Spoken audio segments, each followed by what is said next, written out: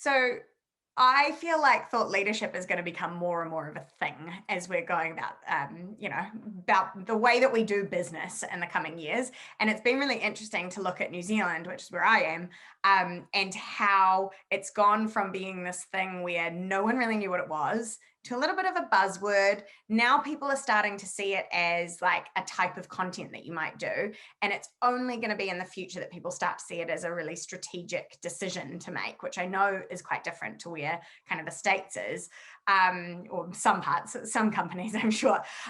So, what I'm going to find really interesting and what I think is cool to see is how more and more businesses are starting to realize that actually it's a lens that they can put over their entire business and improve the business and then be able to improve the brand as well. Whereas up until now, I think it's been seen as this, a type of content that you put out, or a one person out there being a thought leader. So it's really interesting to me to see how businesses are picking that up more and more and seeing it as a really strategic approach to take.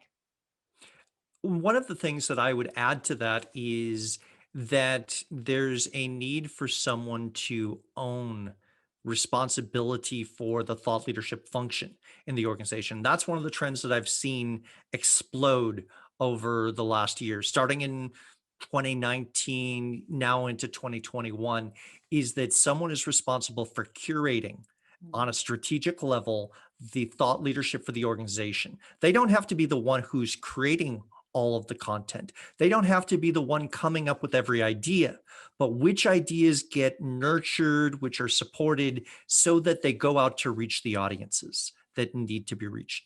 The second thing that I've seen is a lot of organizations are moving to a mindset that thought leadership is everyone's responsibility to some degree. It's not just for the C suite, it's not for those who have PhDs, but everyone can either create thought leadership, curate it, or help deploy it. That salesperson who's talking to your customer in those minutes where you have conversations to talk about the future, you're actually filling your pipeline, not for this quarter, but for years to come. Yeah, I think you're exactly right. And that ability to use thought leadership in different parts of the business is so vital because it's not just about a marketing piece. It's actually about it being able to move ideas forward. And you can do that by using that through all those different parts of the business as well.